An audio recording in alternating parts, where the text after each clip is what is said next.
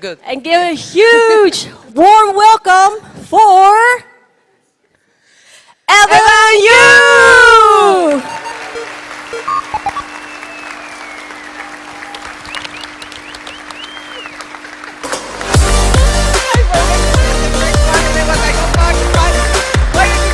Thank you. All right. It's always special to be back here. I've been standing here for many times already. Just this morning, the Uber driver asked me, "Is your first time in Amsterdam?" I'm like, "No." But it's fresh and special every time, and especially when I saw so many hands rising up for people who just here for the first time. So absolutely amazing that we keep having so many new faces here every year. So appreciate it, and thank you for being here. So today, again, I'm going to be talking about state of Vue and Vite. So let's get right into it. Vue was created in February 2014. So 2025 now? So wow, 11 years old framework. Sounds like a really, really old framework in JS land. But you know, it's amazing that the community is still strong, it's still growing, and we're seeing new things coming out from the ecosystem, from the framework itself. So some brief numbers, Vue today in numbers. We are over 10,000 plus commits across Vue 2 and Vue 3, including the work in progress branches. We have made over 500 plus releases over the 11 years, 2 million plus users worldwide, 250,000 plus GitHub stars, 6.4 million weekly NPM downloads, and 1 billion plus monthly CDN requests. So thank you for all supporting Vue and keep it growing for all this time. And looking at the numbers, the overall number is plus 35% compared to last year. Vue 3's usage actually increased by almost 70%. And overall, the total download numbers across all Vue versions, Vue 3 now takes up about 70%, and that number keeps growing. In September 2024, which is the current latest release, minor release, was 3.5. So in 3.5, we brought more reactivity efficiency improvements. So this has been a recurring theme in every minor release. Since 3.4, we did a reactivity refactoring in 3.4, we did another one in 3.5, and there is yet another one coming in 3.6. We stabilized reactive prop state structure and added a bunch of quality of life improvements like use template rev. We improved SSR with lazy hydration, built-in use ID, and improved web components interop with defined custom elements. We also released Devtools v7 in October. So this has been a major improvement because the Devtools itself is now written in Vue 3. Up until that point, in fact, the Devtools v6 was using Vue 2 to support Vue 3. So in v7, we finally fixed that and better performance overall. And a huge shout out to the developer WebThanks, please. That's his ID for working on this. So now let's talk about what's coming in 3.6. So 3.6 has been in the works for quite a while. It's taking a long time because the main goal of it is to ship a reusable version of Vapor Mode. And Vapor Mode, which we will talk a lot more about in details later, is a big chunk of work. So we'll talk about more details later. So we still have something we need to finish for Vapor Mode to be generally usable. So please bear with us, but that is the major goal in 3.6. And like I mentioned, there will be even more reactivity improvements based on alien signals by Johnson, who is also the author of Volar and our Vue language tool. Johnson is also working on defined component type refactors to make component libraries to be able to generate leaner, smaller DTS type definitions, which will help with the bundle size, the distributed NPM package size of those libraries, and also help Vue language tools to be able to do the type checking a bit faster. And also, there's good news because TypeScript team just announced they're rewriting the TypeScript TSC in Go, which will be 10 times faster, and we're actively looking at how we can leverage that to integrate with Volar. It's still very, very early because they haven't really implemented the JS-oriented APIs in the Go version yet, but we we've been in touch with the TS team. Actually, we knew this was happening last year. So, we want to make sure the Vue language support is the first one to leverage anything that the Go version offers. And we are also going to move Vue's own build infra from the current setup over to Rolldown and OXC, which is fully Rust-powered. And we'll take a look at how fast that can become. So, alien signals. Many of you probably haven't heard about it before. So, in fact, what is signals, right? Signals is a concept that in recent, maybe in the last 2 to 3 years, has been popularized by solid.js, but fundamentally, signals is the reactivity primitive, very, very similar to the shallow refs in Vue. So if you've used refs in Vue, you know what a signal is, right? It's basically something that contains a reactive value and can be tracked for reactive effects. So we have seen a rise of adoption of signals across different frameworks, like Vue being one of the earliest ones to go this sort of tracking-based reactivity route in the framework world. But in recent years, because of solid.js being very, advocating signals a lot, we're actually seeing adoption of signals in Preact, in Angular, Svelte 5 moved to signals too. So we're actually seeing React being the only framework that's not using signals as point. And there has been work at the TC39 level to try to standardize signals as a JavaScript language feature that will be implemented by engines. So we can leverage native performance. But before that happens, right, TC39 proposals take a very, very long time. It's usually slow-moving, takes years to find the landing actual browsers. So before that, there are polyfills. So Johnson started looking at signals, and he had some needs for a reactivity library for his own use in Volar. He felt Vue's reactivity system is too all-encompassing. It's too many APIs for his very simple use case. So he started working on a signal library of his own. And turns out he then went into the rabbit hole of optimizing it, benchmarking it, comparing it to other signal implementations, and ended up creating the fastest implementation of them all. So this is a benchmark comparing alien signals versus other implementations. So as you can see, Vue's current reactivity system actually isn't performing super well in this benchmark. And the TC39 signals polyfill, which is based on Angular signals, is actually really slow. So Johnson actually was able to re-implement the polyfill using alien signals to make it as fast as possible. And this was a relatively early screenshot. So Johnson wasn't really done there, so he kept pushing the boundaries and shipped in every new release of alien signals, it just got faster and faster and get more and more memory efficient. So 0.6, there's another 13.4 performance improvement. And in 1.0 release of alien signals, we can compare it to the early versions. Just every version, there's some sort of new optimizations that Johnson unlocked. And all of this actually lands in Vue 3.6. Because in 3.6, we have a version of Vue's reactivity system that's being refactored to be using the algorithms found in alien signals. And the nice part is, so this is alien signals 1.0 versus Vue 3.4's reactivity system. The purple bar is the baseline, which is the alien signal time, and the green bar is how long it takes for Vue 3.4's reactivity system. So the port has already landed in Vue's in development 3.6 branch. And the nice part for end users is there are no high-level API changes. It's all internal. You don't need to change anything. It just gets faster and more memory efficient and passes all ecosystem CI, so we believe it shouldn't affect any in-production usage. So things just get faster.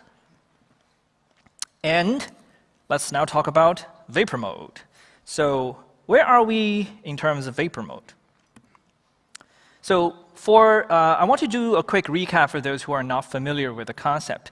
Vapor mode is something we have been talking about for a very long time, but again, it's a huge undertaking because you're essentially reinventing the framework. We are basically re-implementing the whole framework with a different runtime and different compilation strategy. So we're basically having a new runtime package, runtime vapor, a new compiler, compiler vapor, and there are bits we can reuse, but all the features we need to reach parity. And because the focus is compatibility, we want to allow users to write the same source code with different compilation output, but also the same end behavior with better performance, right? So that's a lot of constraints and requirements that we have to work with.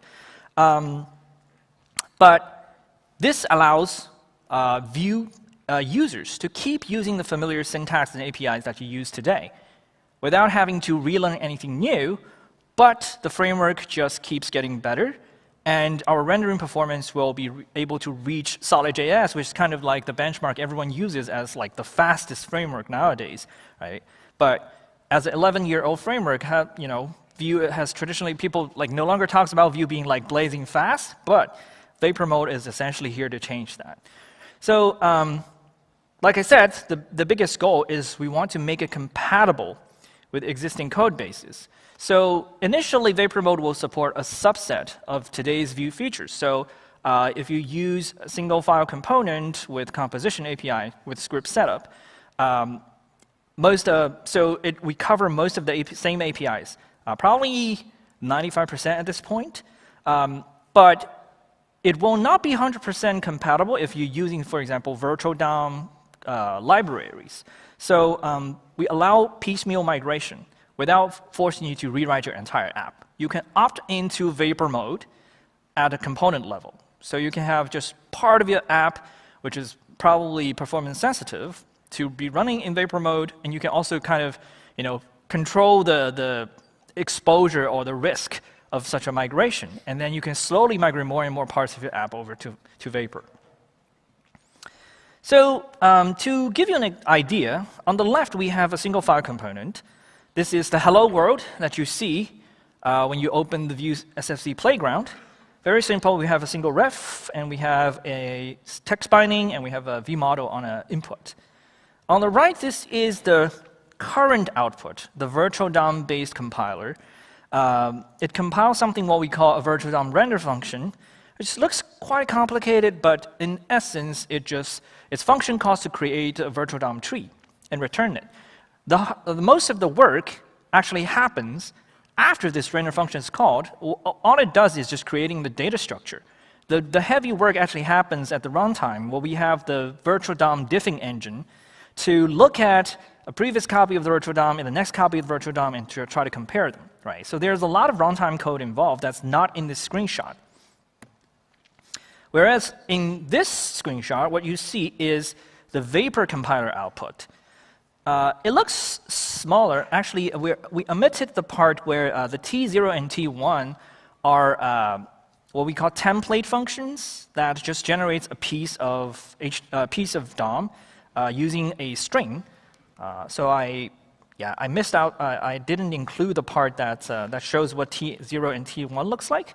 But the idea here is Vapor compiler output. So T0 actually creates this H1 tag.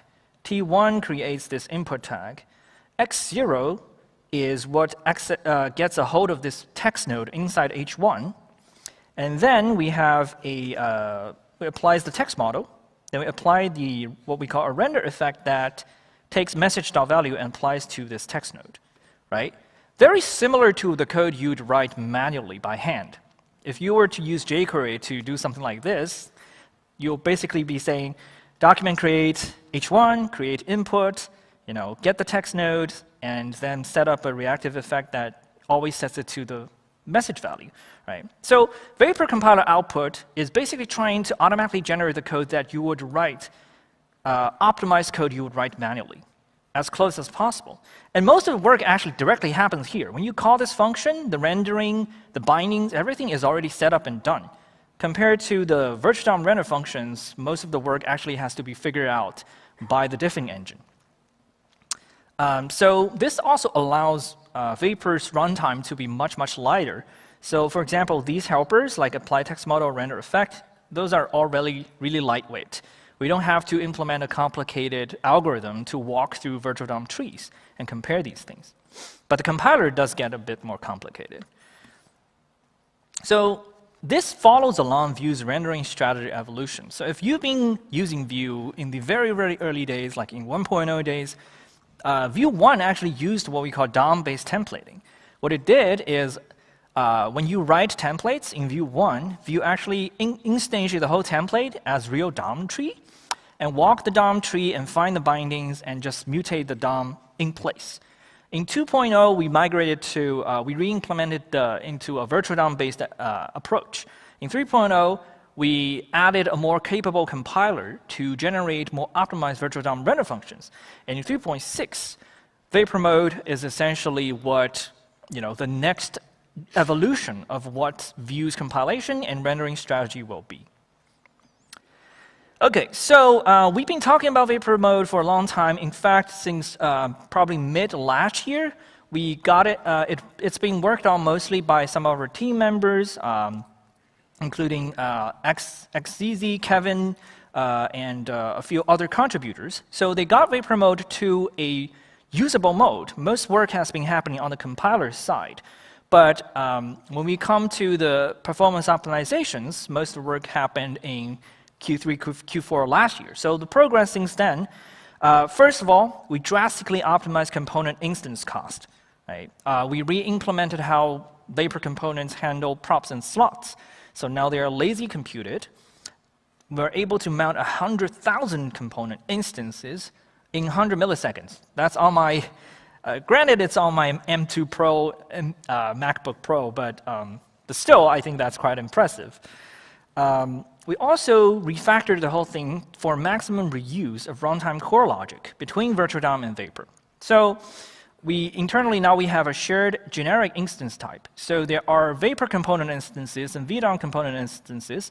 They are different, but they have a significant overlap in the types that we can essentially reuse logic for lifecycle hooks, error handling, provide, inject, all of these things will work together. This is also critical because eventually we want to allow a Vue app to contain a mixed graph of Vapor and virtual DOM components. So you can use Vapor in the virtual DOM component, and then it may be using another virtual DOM component.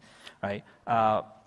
If you want maximum performance, obviously you'd want everything to be in Vapor, but we realize in practice, you probably either have legacy code that you cannot easily just change everything to run on Vapor, or you might be using a third-party component library that's just hard-coded using virtual DOM. Right? So we want to support all those use cases.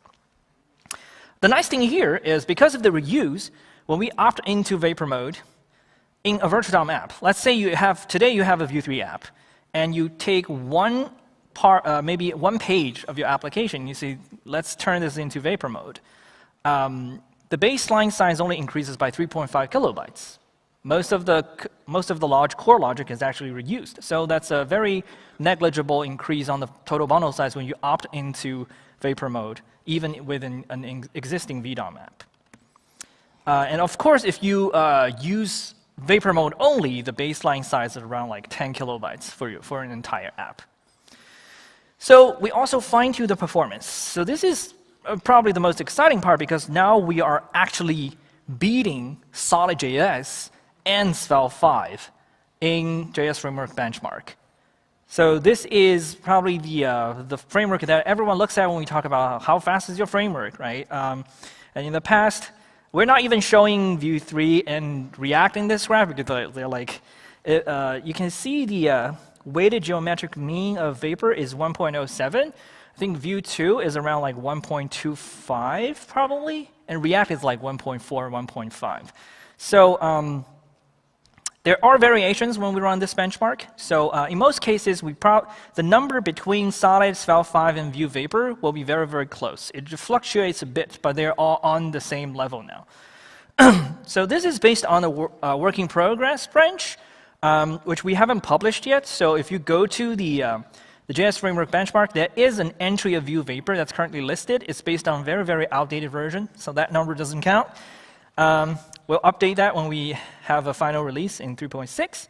And the nice thing is we're actually not doing any benchmark-specific optimizations. For example, solid.js is really, really fast in this select role benchmark here. And you can see both Vapor and Svelte is relatively slow in this one. This is actually because vanilla.js uses imperative DOM manipulation. So when you select a single item in a really, really long list, it's just one line of code. But when you write declarative templates, we still have to loop through the whole thing to figure out which one is selected. Solid actually kind of cheats a little bit by using something called createSelector. That's an optimization that's basically specifically just for optimizing this specific entry in the benchmark. We can do something similar, but we choose not to because we still beat Solid in this case without even doing it. And another important thing, like I said, is virtual DOM Vapor two-way interop. Right? Running an embedded Vapor tree inside virtual DOM is relatively easy. Doing the opposite is slightly harder. Allowing them to be nested indefinitely, having a whole mixed graph, is very difficult. Somehow we did it, and the props and slots are all working as expected now. So I was actually surprised I was able to get this working. I expected it to take much longer, but somehow it's working now. I think there will definitely be edge cases when we throw production code bases at it. So do expect this to take some time to stabilize, but basic two-way interop is actually in the branch now. So right now the focus, there are two work in progress parts for Vapor mode. One is SSR hydration, right? So if you have a Nux app or you have something like VitePress website, you need hydration, you need server-side rendering.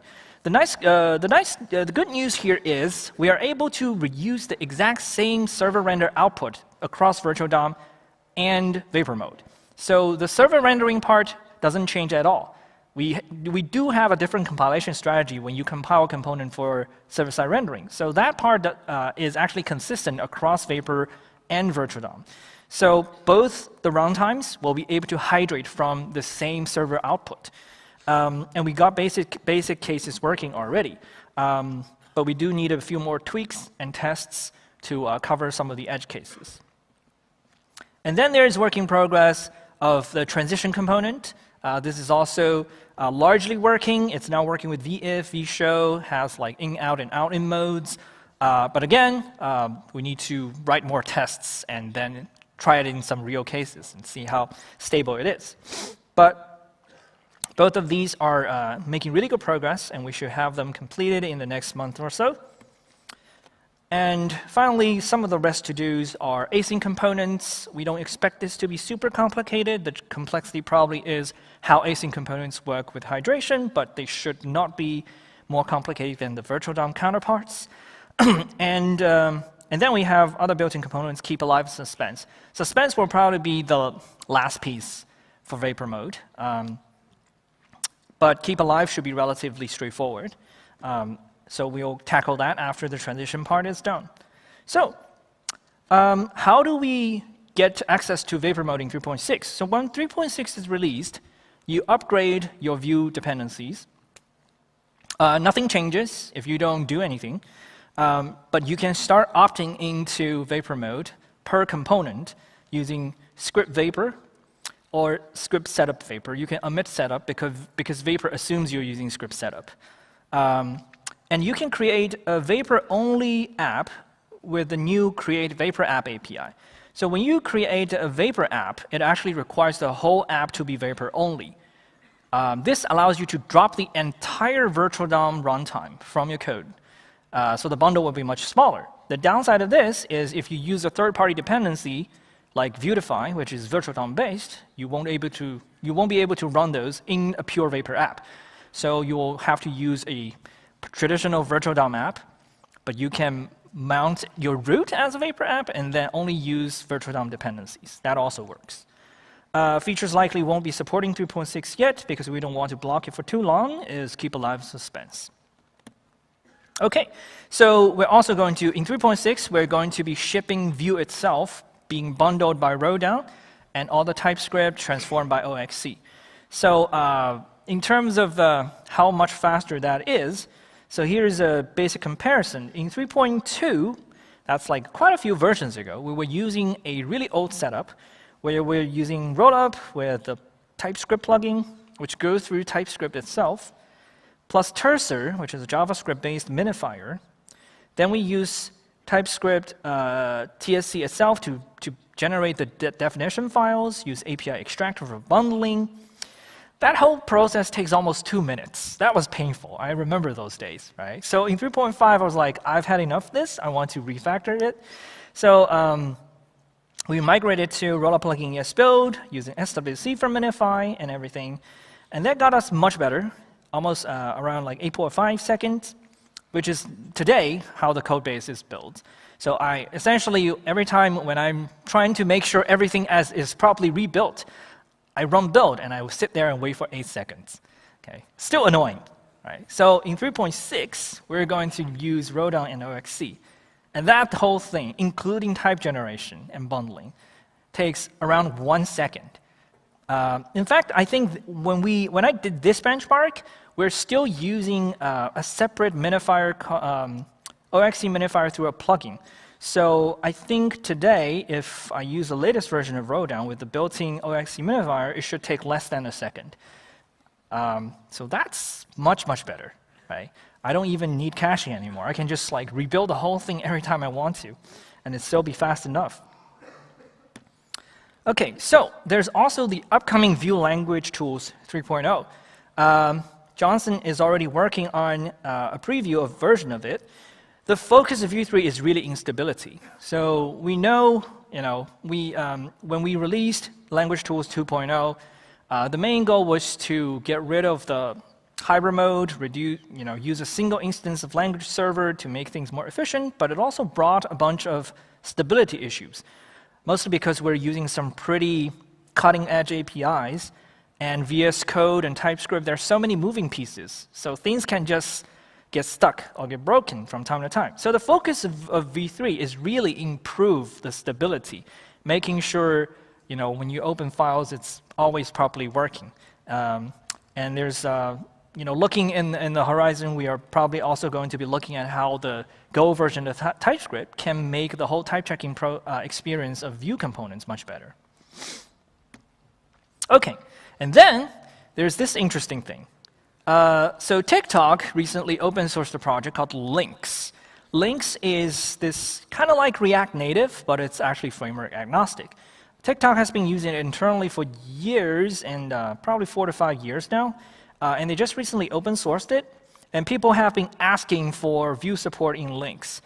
So Vue team doesn't really have the bandwidth to take on this whole thing. So on X, I was essentially saying, hey, if anyone wants to work on this, we'd be happy to help and give you pointers and making sure you can get what you need. Lynx team is actually open to this idea as well. So Hux, I actually know him personally for a very long time friend. He's now essentially kind of like the public project lead for Lynx, and they actually had this idea in mind. So they are really open to collaborate with the Vue community to make this happen. And then someone just started working on it, and they already have some prototype that's kind of working. I look at the code; it's not properly using the custom render API yet, but I think it's very promising because we can see from the working in progress branch that Lynx is actually designed to be framework agnostic, unlike React Native, which is like really just React only, right? Lynx is actually, we are able to do, potentially have something like Vue Native running on top of it. And the cool thing is, people in the community have been saying that actually, the Vue SFC syntax may be better fitted for something for this purpose, because when you look at, say, Lynx code, inside the React code, because it's all JavaScript and JSX, they have to use something called like use main thread, a directive, to basically tell you, hey, this function needs to run in the main thread, and this function needs to run in the background. But it's all mixed in the same file. So the mental overhead of trying to determine which function runs in which thread in a native context is quite overwhelming. Whereas in the screenshot here, people have proposed a syntax where, SFC, because we have script blocks, we can just use separate script blocks to determine where the code should run. Right? It's very natural.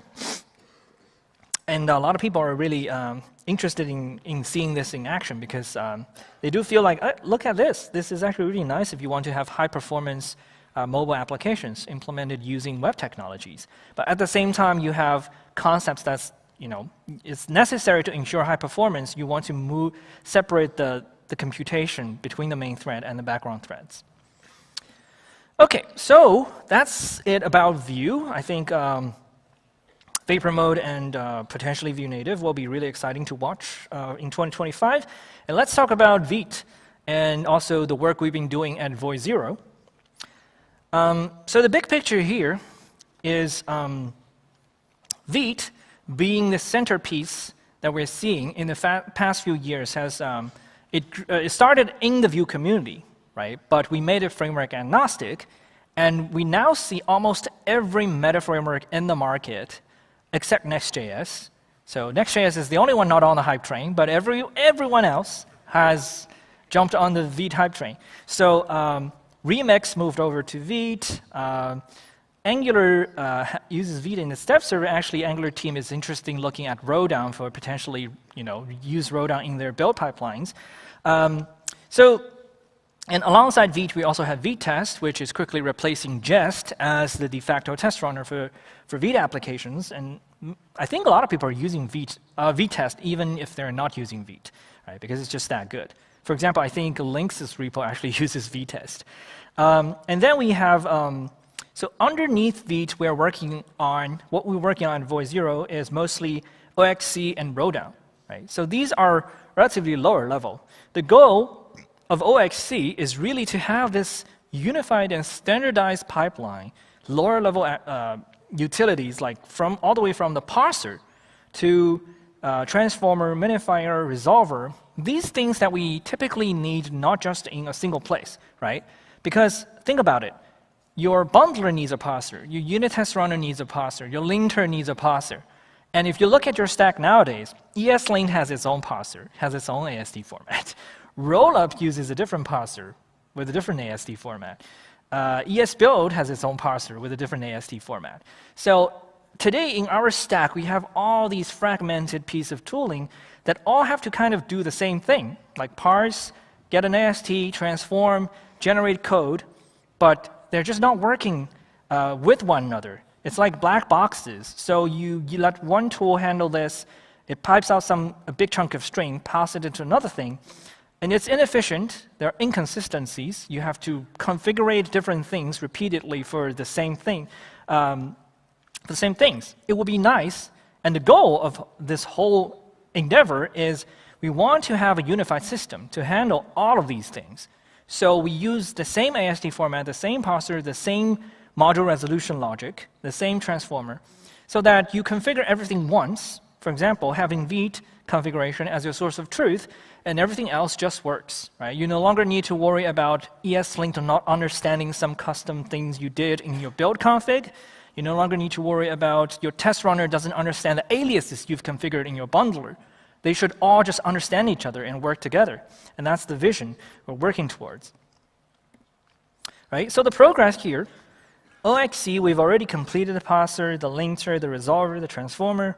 The minifier is also already usable. We're already having better compression ratio than ESBuild and actually being significantly faster. And the only missing piece really is the formatter, which we'll tackle just a bit later. Rolldown, we released Rolldown beta at the end of last year. And at this point, Rolldown is already at feature parity with Rollup and ESBuild, with slightly more. For example, we have Webpack-style advanced chunk splitting control, which neither of these bundlers have. And compared to Rollup, we have all these built-in features that ESBuild offers, like define, inject, built-in node modules resolution, so you don't need to use plugins for these things. They're all just running on the Rust side, blazing fast. So the focus right now is to get Rolldown integrated into Vite. So the current integration is unbundled mode, so it doesn't change how Vite works today. It's strictly replacing ESBuild and Rollup with Rolldown. And the focus is really compatibility and stability, because we want everyone running on Vite today to be able to switch over to the Rolldown-powered Vite without having to change anything. You'll probably want to optimize a few of the plugins you're using, if you're using really, really customized plugins. But in most cases, we expect, especially single-page applications, to be able to just switch over very smoothly. Ecosystem CI is at 95%. This means we are putting Rolldown-powered Vite into frameworks built on top of Vite and running their tests. And we have like 26 such integrations. Only 2 of them are failing at this point. And finally, we have Vite full bundle mode. This is currently work in progress. The key here is bundled HMR and incremental build. And we'll talk a bit about why we want to do full bundle mode a bit later. But this is what Vite looks like now. We have a JavaScript core, and then we rely on ESBuild and rollup for different things. ESBuild is used in dev, rollup is used in prod, and they have slight inconsistencies, differences. Rollup is relatively slow. And then some React users also use SWC because they want something faster than Babel. It's a mess, right? So this is Rolldown Vite, which will soon release versions people can use. We unify everything underneath with Rolldown, indirectly powered by OXC, so that we have consistent handling of all the tasks using the same stack. And then, in the future, the full bundle mode of Vite, Rolldown will essentially take over a bit more responsibility, take it into the responsibility of the bundler, so that Vite's JavaScript side, the APIs, the parts that really needs flexibility, will still be implemented in TypeScript, but more and more responsibility will shift to the Rust side, and it will also be consistent between dev and prod. Okay, so why full bundle mode? This is mostly because we have, as Vite grew bigger and bigger and more users using it, we start to have enterprise users who have projects that's like 5,000 unbundled modules up front when they load the page. And loading so many modules over native ESM just incurs a lot of network bottleneck. It's actually not a bottleneck on the Vite side. It's just the browser is not able to handle that many requests. We've tried multiple different ways to circumvent this, but it's just very difficult. So we decided full bundle mode is really the only way to properly fix this once and for all. And also, full bundle mode gives you better dev prod consistency. So you're running the same bundle as close as possible. And because we want to do this, because our production bundle is ESM-based, so we actually invented a new HMR implementation. So it's based on HMR bundles, but it's different from how Webpack does it, different from how actually, Webpack is probably the only one that does it. But it's a brand new format that we basically created just for this purpose. So you'll be able to use Vite for developing your application, building your application, and also bundling your libraries. And they'll be all using the same ESM format output. And simpler custom SSR as well, because we will be able to get rid of the SSR externals and just bundle everything for consistency. OK, so the rollout plan for Rolldown Vite. Currently, like I said, we're passing 90 to 95%, I think. We're at 95% now. So the phase 1 is we will publish it under a separate package called Rolldown Vite on NPM. This is so that we can make this package have its own semver, so that you can use semver to control how you want to bump it. If we put it under the same Vite package, under something like a tag or something like that, then it loses its own semver, so it's kind of risky for you to just bump it randomly. The way to opt in is essentially use your package manager to just override, basically point Vite to Rolldown Vite, and you're done. This also works for frameworks. If you're using a framework that uses Vite indirectly, so Vite is not in your root level dependencies, you can also use this method. Phase 2 is we'll switch over the Vite main package over to the Rolldown-powered version, right? And then that version will also give you opt-in to full bundle mode. And phase 3, we will eventually shift over to full bundle mode by default. So this will happen. So phase 2 and phase 3, when do they happen? Will entirely depend on how stable and compatible they are, right? Our foremost priority is to ensure all these migration steps happen as smoothly as possible for end users, as little disruptions to your production workflow as possible. So we'll be carefully testing these out with early releases, with early adopters, making sure we catch all the edge cases through ecosystem CI before we make formal switches. And finally, this is something further down on the roadmap, what we call Vite Plus. So if you've used a language like Rust, how many of you have written Rust or played around with it? Not many, but when you use Rust, or when you try to learn Rust, the first thing you probably hear or see is like, they will make you use a thing called cargo. Cargo comes with a bunch of commands. Cargo can basically let you build, compile, test, link, bench, all the things you can think about developing in Rust. Cargo gives you a command for it. JavaScript never had that kind of experience, right? We're just so used to, when we try to think about the whole workflow of JavaScript, we're just so used to pick and choose and put together like dozens of NPM dependencies to cover all the little things we need. We want to change that, and Vite Plus is essentially what we envision as the cargo for JavaScript. We want to put together these individual things that's currently handled by different packages and give you a coherent and streamlined experience under one single entry point.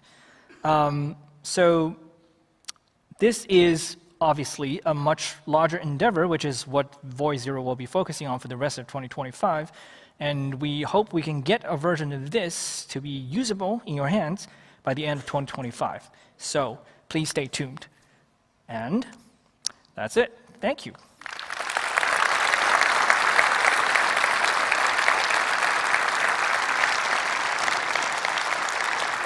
OK. So before I get off the stage, there is one more thing. Is Matthias here? Matthias? Wait, I think we planned something here, right? No? He's not here? On Friday. Friday? Oh, God. OK, this is all messed up. But OK. But we do have a exciting thing. I'll just keep the suspense here then, right? So stay tuned for Friday. There will be something that we announce on Friday and something interesting to show you by then. So, all right, thank you, everyone.